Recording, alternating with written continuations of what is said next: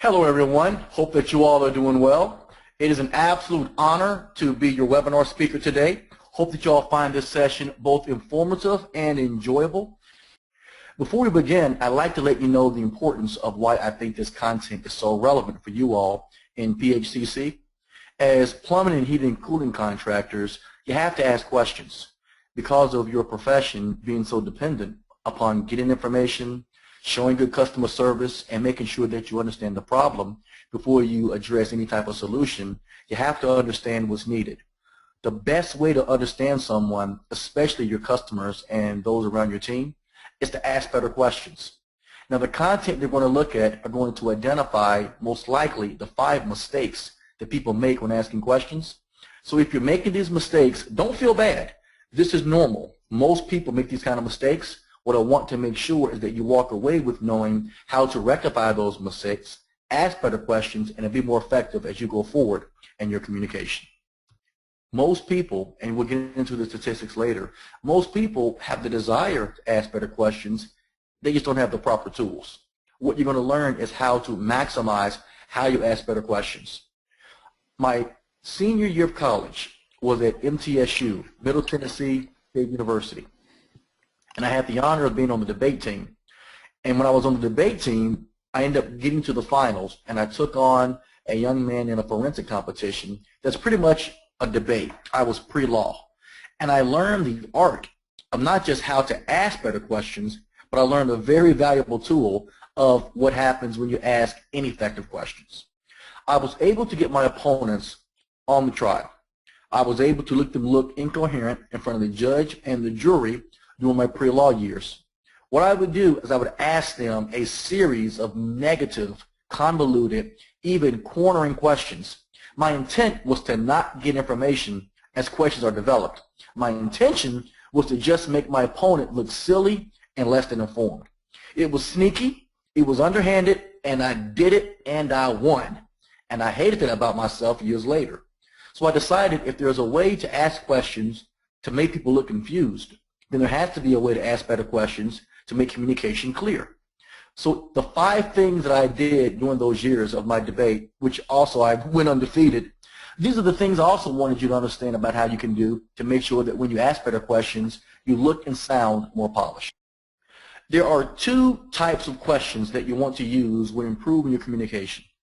Now, you may have heard of these before, but I want to show you a different approach of how to best use these as professionals in the plumbing, heating, and cooling profession. The first of 2 types of questions is called openers. Openers open the flow of conversations. Openers are designed to get you more information and to keep the other person talking. The second type of questions are called closers.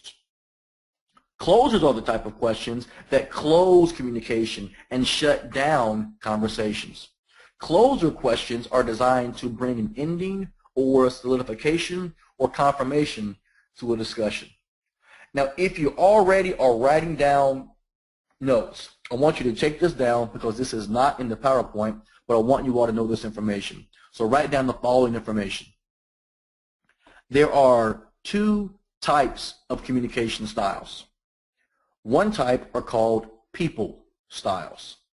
People styles make up 68% of our population. About 7 out of 10 are people styles.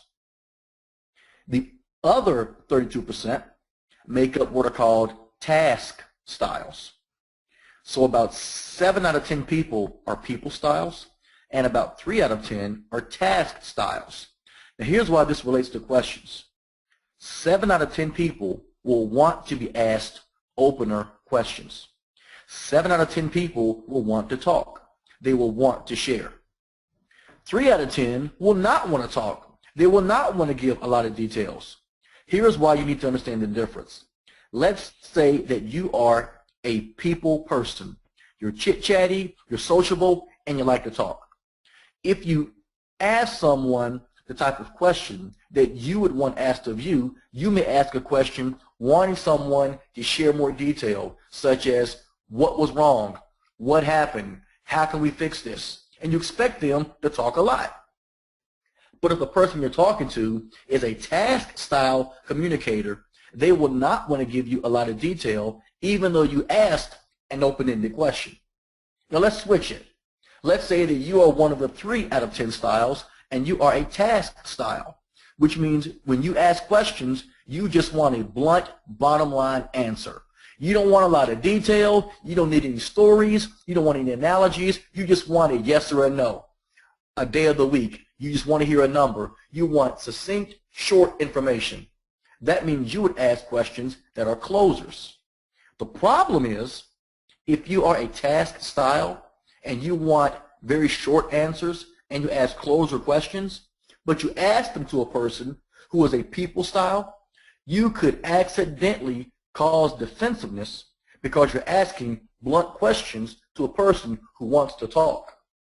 The solution is understand both styles. So whether you are a people style, being 7 out of 10 of the population, or whether you are a task style, being 3 out of 10 of the population, either way, I want you to understand the importance of, if you're talking to a people style, ask them opener questions. If you're talking to a task style, ask them close-ended questions. In the next slide, we're going to get some practice of how to recognize the difference and what and how you need to ask better questions no matter who you're talking to. Let's take a look at slide 4. If you'll take a look at the top, you'll see that there are 2 words that are underlined: closed and open questions. Let's first look at the closed questions. Closed questions have the following traits in common. The answers are usually short, and the person can answer usually with a yes or a no.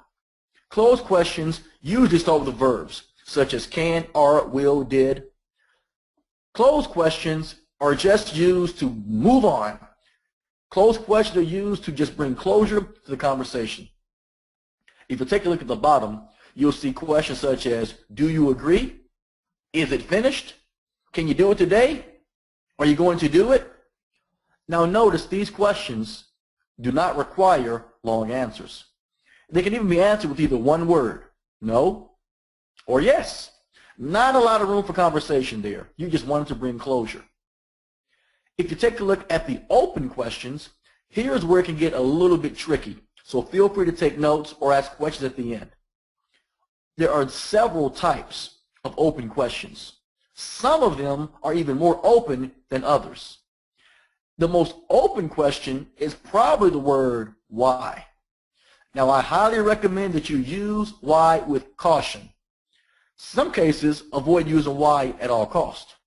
Here are the reasons you want to avoid using why, or at least use it sparingly. The word why can make people defensive, especially if the person is being questioned, criticized, chastised, or corrected. Here's how it comes across. Why did you do that? Why did you make that decision? Why in the world would you decide that?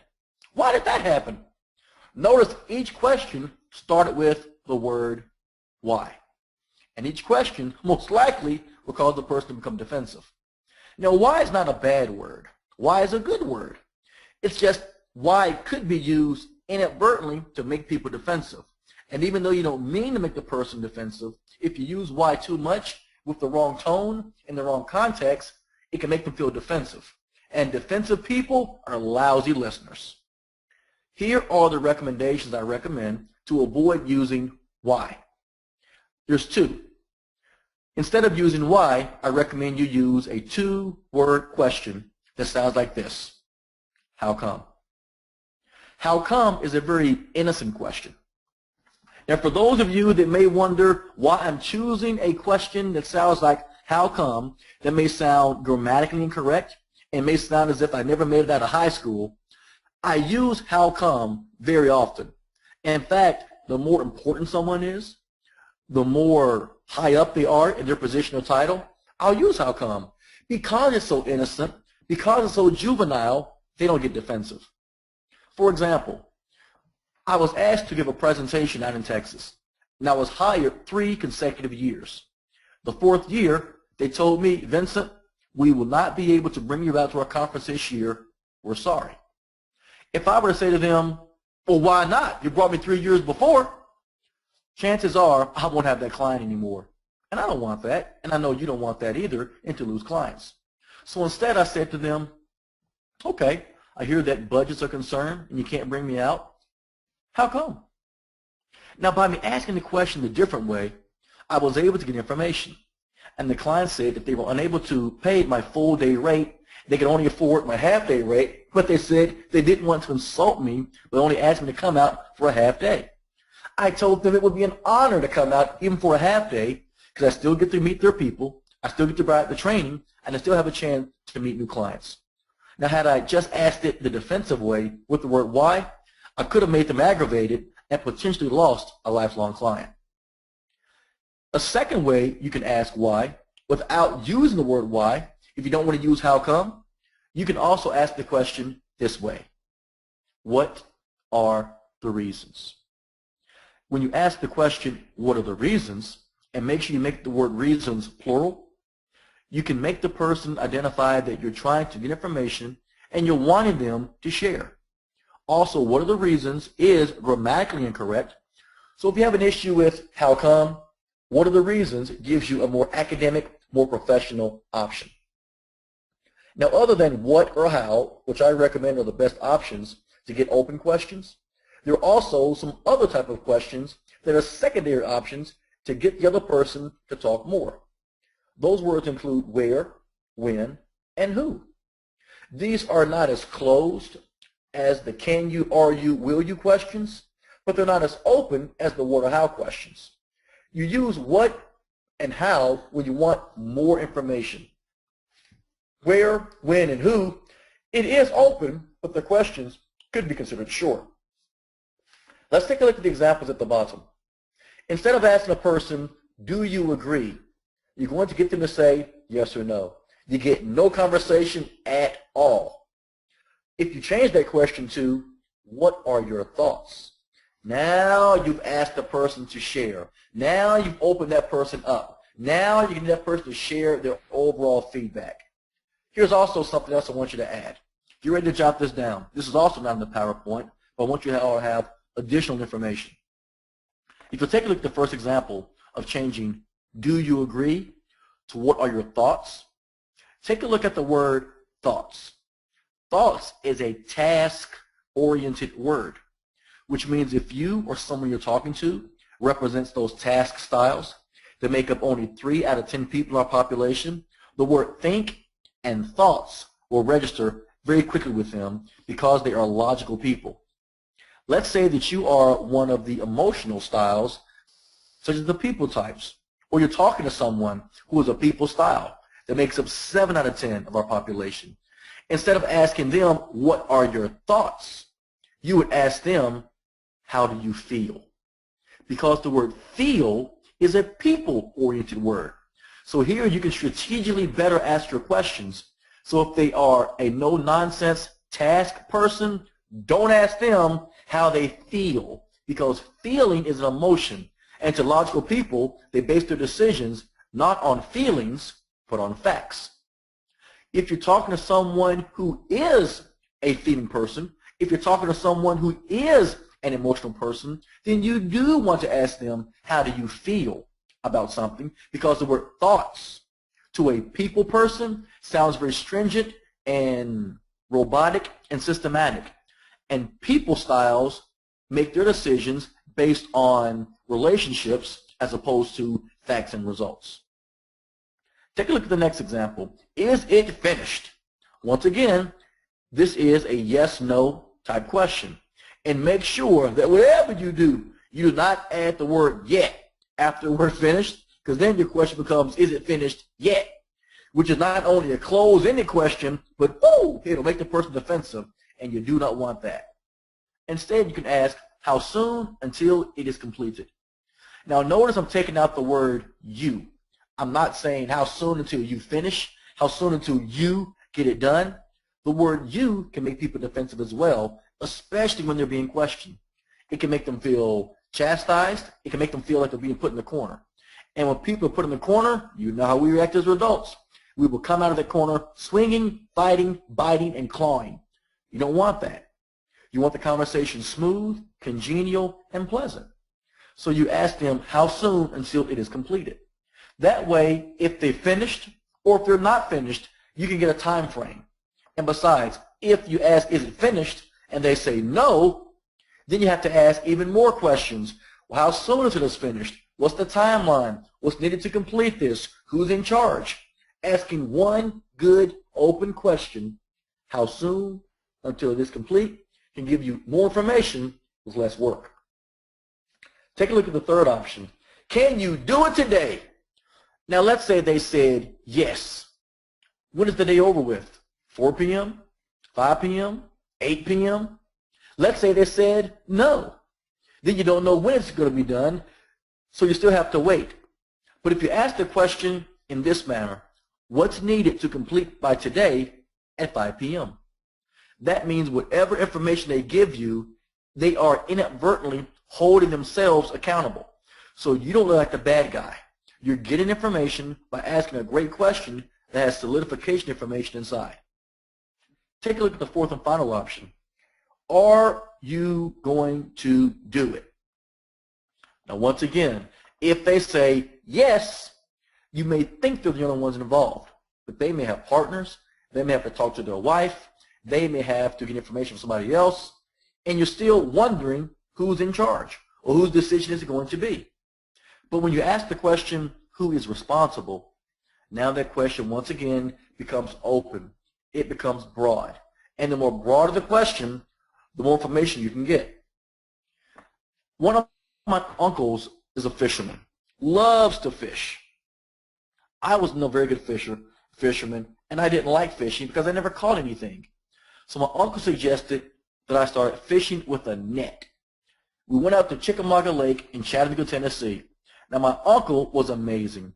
He could take one rod, one reel, cast it, and he could catch whatever he was looking for. Catfish, trout, bass. He said it was all about the lures that you use and also the bait, where you cast your lure, and also the time of season, and also what part of the lake you fished in. I thought the guy was amazing. But when I would fish with a single rod, I wouldn't catch anything except seaweed and sticks. He gave me a net. He cast his single reel, I'd cast my net. He would bring back the most beautiful looking fish, whether it was a bass or a trout. And when you get that beautiful fish, I was amazed by how he could catch the very thing he was looking for. When I pulled in my net, I caught fish too. They were a different type of fish, but I also caught some cans, also caught some sticks, also caught some tires. I caught some things I didn't plan on catching. That made me realize that when it comes to our questions, a closed-ended question is very specific.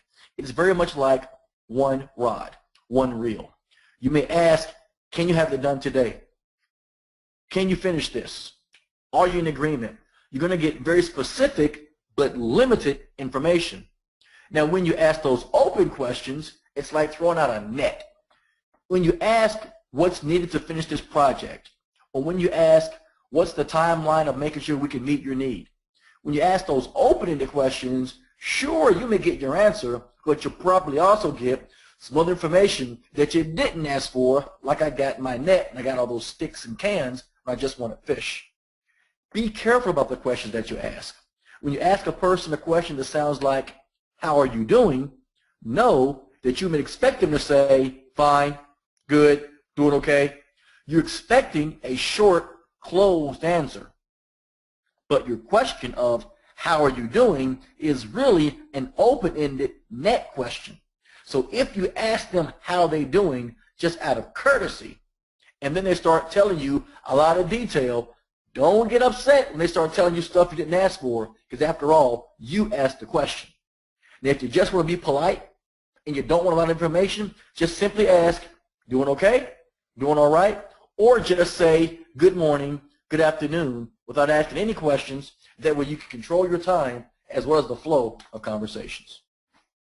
In a second, we're going to take a look at some examples of how opener questions and closer questions can best be utilized. Let's take a look at the next slide.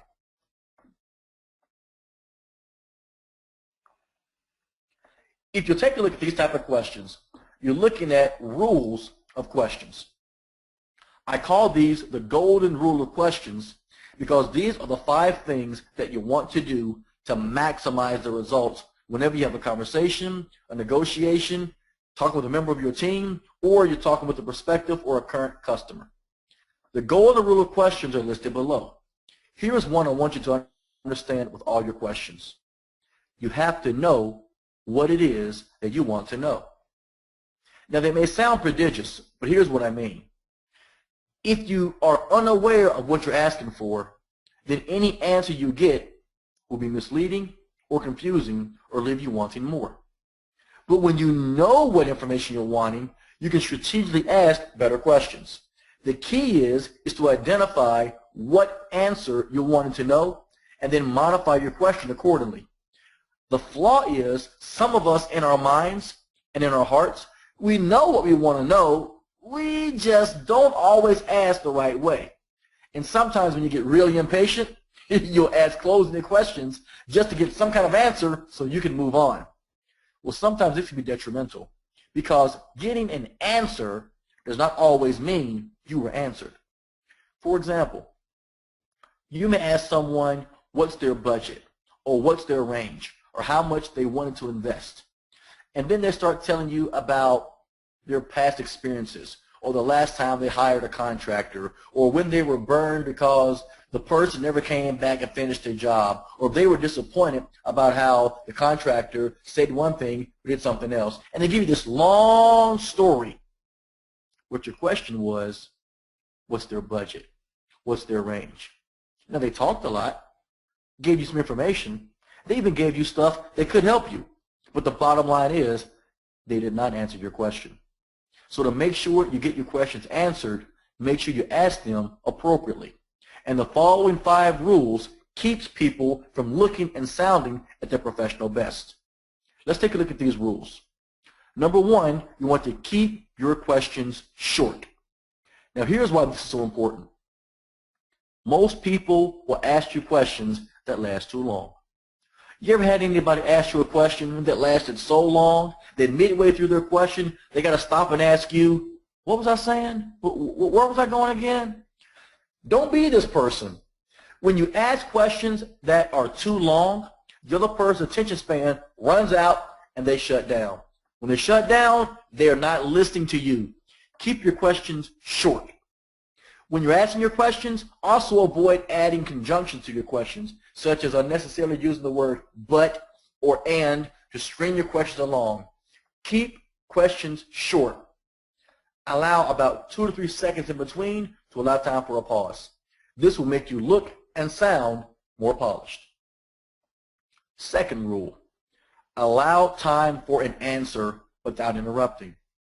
Now, if you are one of those task styles we talked about earlier, for you, this is going to be tough. Here's why. If you are a smart person and you have been in the contracting business for quite some time and you love what you do, you probably are interrupting folks all of the time. And you're not interrupting them to be rude. You're interrupting them, quite frankly, to help them. Because you know what's needed, you have the experience, you have the knowledge, and you know what's needed. So if you ask a person a question and their answer is going down some bunny trail, you will interrupt them, cut them off, because you know they're going someplace they don't need to go. But they don't know that. So your interruption comes across as rude and as blunt and as not listening. When the truth is, you are listening because you know they're getting off track. So you'll interrupt them to try to get them back on track. As painful as this may be, don't interrupt them. And here's why. There are certain types of people who are introverts. Introverts make up about half of our population, which means about half of your customers, half of your clients, half of your staff are not going to be very loquacious. In other words, they're not going to be talkative. They're not going to be chit-chatty. If you interrupt them when they already don't talk that much, that means that when you do interrupt them, you've already increased the likelihood that when you ask them a question, they're not going to talk. They're going to shut down. You don't want that to happen. What you want to do instead is to ask them a question and then stop talking. The average person would need probably anywhere from 5 to 8 seconds of silence before they respond. Now, if you are an extrovert, which means you're talkative, which means that you say it first and think about it second, that means that when you ask a question, you want an immediate answer. You want an immediate response. You want them to answer as soon as you stop talking. That's not always the case, because true introverts, they think about it first. True introverts will hear your question, process the information, and in their mind you're thinking, should I give them a number? Should I give them a time frame? There's more information I want to share. How much do I give it? Do I come across rude by answering this? Inside of the introvert's mind, they can even overanalyze your question, and they're thinking it through. Don't interrupt them. Let them think it through. That means you stand there and you wait. You let them process it. They're not trying to dodge your question. They're trying to find the best way to answer it. For those extroverts, they do not take the time to filter what they want to say. Extroverts do not take the time to process it in their minds and then they want to say it clearly. Extroverts, instead, as soon as they say it, they've thought it. There's no time for processing. To the extrovert, whenever they say something out loud, that's the first time they're hearing it too. So you want to give those introverts time to process, which means when you ask them a question, remain quiet and let them answer without cutting them off or interrupting them. Third rule, you want to put information up front, question at the end. Here's an example. I'm going to ask you all a question, and I want you all to see if you can answer it. Here comes the question. Did you hear the president's last speech? The one he gave 15 years ago. Now, right now, I probably gave you a mental stump. What that means is, I asked you initially, did you hear the president's last speech? You were probably thinking of the current president, President Barack Obama. Now, if you heard his speech or not, you're probably thinking, well, did I hear that speech? When did he speak last? Was it TV? Was it CNN? Did I hear online? And then I asked you the president 15 years ago, and then your brain started working, okay, who was that president 15 years ago? Was it Bush Sr.? Was it Clinton? So then you started processing. Here's what happened to you. When your brains hear the words what or how in questions, the left part of your brain that controls all of your vocabulary goes into get ready to answer mode. And when it hears what or how, everything else shuts down, stops processing, and it has to recalibrate or start over. You want to avoid doing this to those who are listening to you. So instead, you put all your information up front, then your question at the end. So it would sound like this. According to the president's last speech that was given 15 years ago, did you hear it? Now, all that information is put up front. That way, when the question is asked, your brain goes, because all the facts are up front, and when you stop talking, the person can start answering. Here's a fourth rule. You want to make sure that you ask only one question at a time. Here's why this is so important. When you ask only one question at a time, you allow the person time to think about what it is they want to say and to answer the question efficiently. When you ask multiple questions, it's confusing for the listener because multiple questions sound like this. Well, how long have you had this problem? And if you've been having it for a long time, when did the last time you called? And who did you call? And who did you speak with? And if you had this problem before, how much did it charge you last time? And when was that? All those questions sound like rapid machine gun fire. Too much, too soon. Do not ask multiple questions. Ask one question, then stop.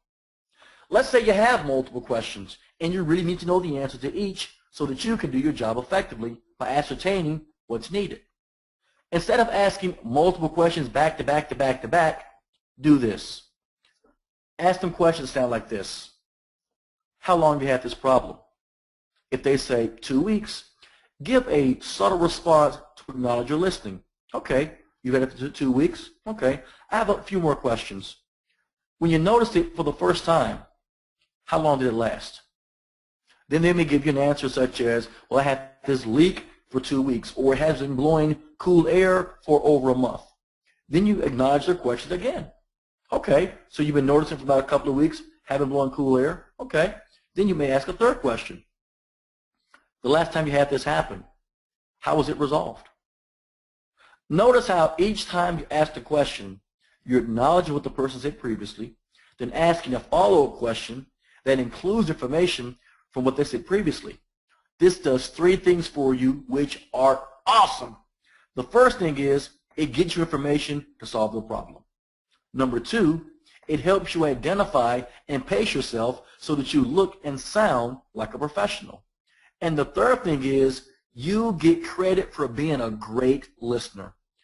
When it's the customer or a prospective client or a member of your team, when you look and sound polished as if you care, they respect you, they trust you. And as you all know, when they respect you and trust you, they hire you. Let's take a look at the 5th and final rule. Untie the knots. I love this. Was one of my favorite rules. When you untie the knots, here's what that means when it comes to your questions. There are times we ask questions that are downright confusing. They're confusing because we are unnecessarily putting the word not in our questions. Now, if you'll notice in number 5, I wrote the word not 2 different ways. There's K-N-O-T, then there's N-O-T. The K-N-O-T refers to a knot like you tie in a rope. The N-O-T refers to the knot like we have in our questions.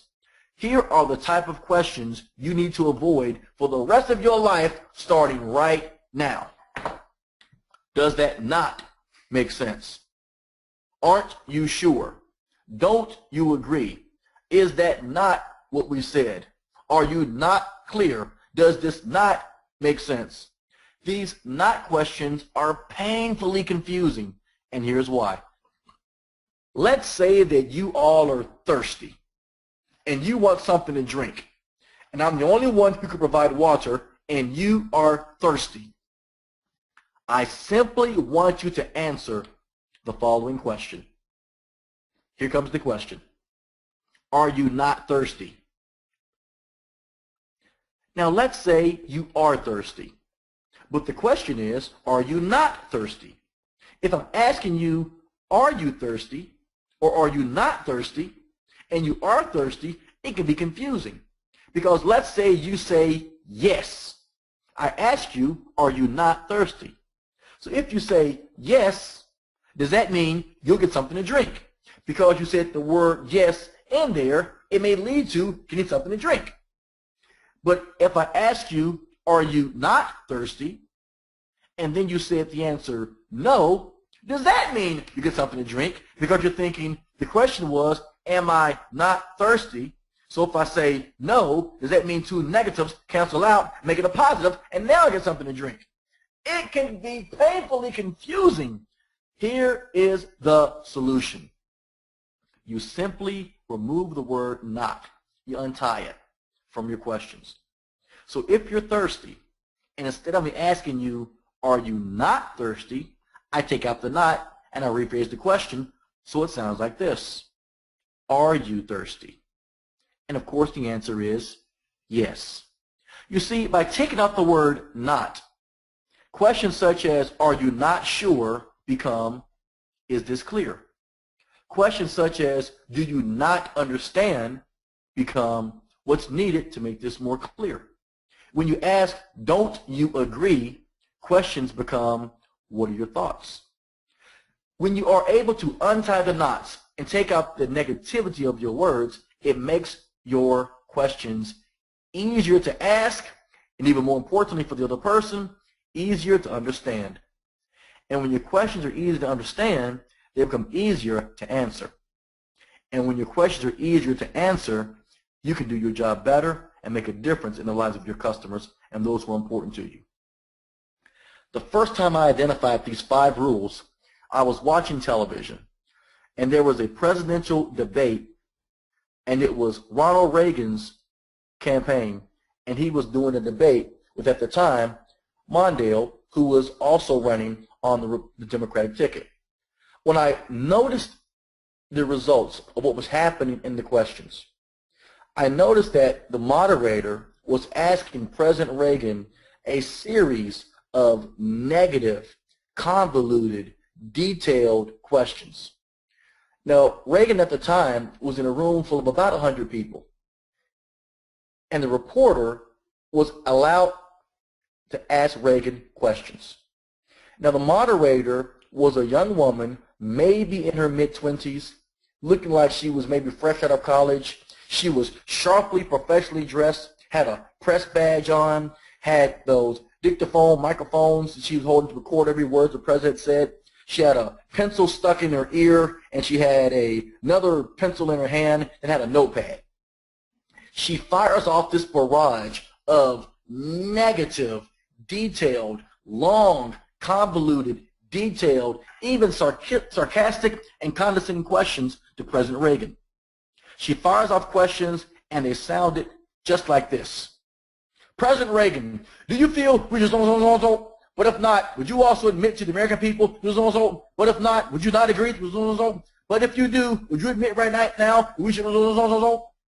And there was President Reagan, poised, nicknamed politically the great communicator, who was a formerly trained professional actor.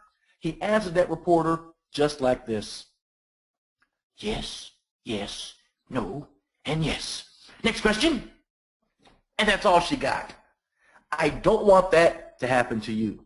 So make sure that with your questions, you make them short, you allow time for an answer, put the information up front, ask the question at the end, ask only one question at a time, and you keep your questions positive by avoiding the knots. Let's take a look at the next slide. To the left, you'll see some examples of what I call bad questions. To the right, you will see examples of how to make the questions better according to the rules. Let's take a look at the examples. Didn't we say you'd be the one responsible? Now notice, these questions are negative. The word you is there, making it defensive. And it's also a yes-no question. And no matter what the person answers, you still have no idea of who's responsible or what's going to be the agreement, or even what the next steps are. If you take a look to the right, here's how you fix it. You remove the negativity, make the question open, and you remove the word you that can be seen as defensive. And that bad question becomes, what was the agreement of who was to be held accountable? Now notice that this question gets you information, solidification, and confirmation. More information with less question. Let's look at the second example. Why did you not call them back if you knew they were waiting? Now this could be a legitimate question because you don't want to keep your clients waiting. The person you're asking to, you also want to avoid that you keep them from being defensive. Now what makes this second question so bad? Well, let's take a look. It starts with the word why. There's very few good things that can come out of starting with a question that begins with why. So avoid that. Also, the question is confusing because it says, why did you not call them back? Also, it also has something accusatory. If you knew they were waiting. Here's how to fix it. Instead, you can ask them the question such as, how is the client to be notified? Now here, you can identify if it's going to be a letter, a phone call, a text message, an email. You may also get lucky and even get a name of who's to follow up with them. This type of question leads you to look inquisitive, solution-focused, instead of defensive and looking for a fight. Let's look at the third option of the bad questions. Can you please tell me what you were thinking? And why can't we fix it? And if we can, when? And how much would it cost? Here are the machine guns of questions. That is 1, 2, 3, 4 questions. Now, when a person's asked this many questions, which one do they answer? The first one? The last one? The middle one? The one they remember? The one they know the answer to? Who knows? So instead, you clean these questions up, and you make them shorter and clearer, more professional, and more positive. Here's how the solution would sound under the better questions. What's the best way to complete this within the budget? Now, when you ask the question this way, you get a time frame. You identify what's needed. And once you're able to identify what's needed within the time frame, you get the advantage. You have the chance to make sure that the other person can not only answer your question, but you get the information that you need. The last thing I wanted to share with you all is information on how to make sure that you maximize your questions. There's no perfect way to communicate. There's only the right tools to make sure you provide the environment for perfect communication. Regardless of a person's communication style, if they're task-focused or people-focused, or if they're focused as an introvert or an extrovert, you want to make sure you do your due diligence to make sure you ask questions following these 5 rules. Whenever there's an argument or a miscommunication or just a difference of opinion, questions are going to be vital. The way you ask your questions identifies not only your point of view, but also your propensity or desire to resolve the problem. Don't be the person who focuses on problems. Be the professional and the contractor that focuses on solutions. The best way to ascertain problems is to ask questions first. The better your questions, and increase the likelihood you get the information you need to solve the problem, not just for you, but even more importantly, for your customers.